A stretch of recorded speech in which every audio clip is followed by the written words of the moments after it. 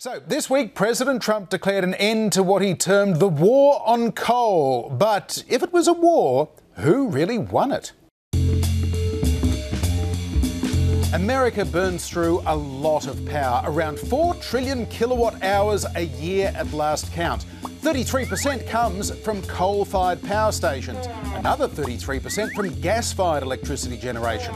20% is nuclear, 6% hydro, 4.7% wind power, 1.6% biomass, then a bit of solar, a bit of geothermal as well thrown in. Coal consumption has fallen by around 30% over the past decade, in part because of stricter environmental regulations imposed by Barack Obama, but also because of a significant increase in the availability of cheap natural gas and renewables like wind power.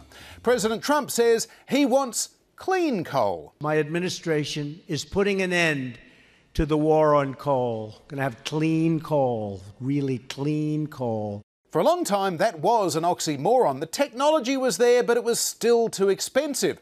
Not anymore. America's first clean coal power plant fired up in Houston, Texas this January.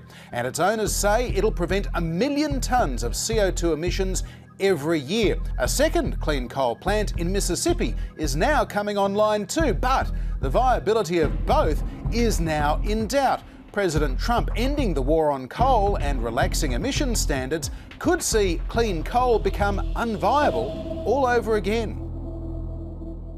So, President Trump ending the war on coal and relaxing emission standards could see clean coal become unviable all over again. Yep. Now, John, I'd like to focus particularly on all the jobs that Trump is bringing back now that the war on coal is over. I wouldn't be too sure about those jobs, to be honest. You see, most of the jobs lost in the coal industry were lost in the 1950s. On the left there, that blue line. And I don't think there was a lot of climate change talk back then.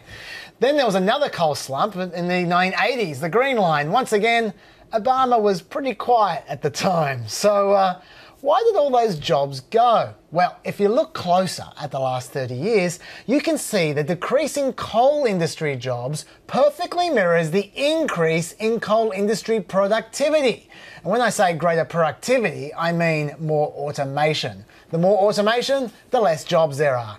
But it's not just the robots costing coal miners their jobs. Look at the last few years. There's been a big drop-off of 30,000 coal jobs in the last 5 years. Is that Obama's war on coal? Unlikely, because Obama's Clean Power Plan hasn't even started yet, and his moratorium on new federal coal leases only began in 2016 and isn't expected to affect coal companies for a decade.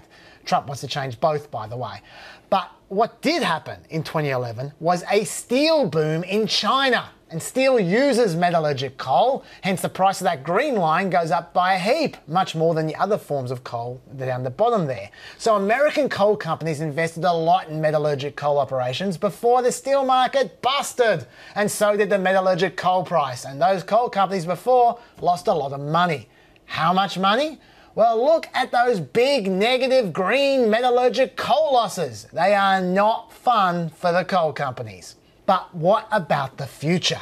Well, John already mentioned one challenge for the coal industry, that is natural gas is rapidly taking all of coal's market share. Look at that green line going up as the blue line goes down. And everything Trump does to help coal will help gas just as much. And finally, this is the main reason you're not going to see any more jobs from coal. It simply costs too much to use. If you take away all the subsidies, put all the energy options on a level playing field, coal simply cannot compete with wind, solar power or gas. And those three energy sources are only getting cheaper. And after all that, I haven't even mentioned the environment. Those coal jobs are not coming back, John. The war is over.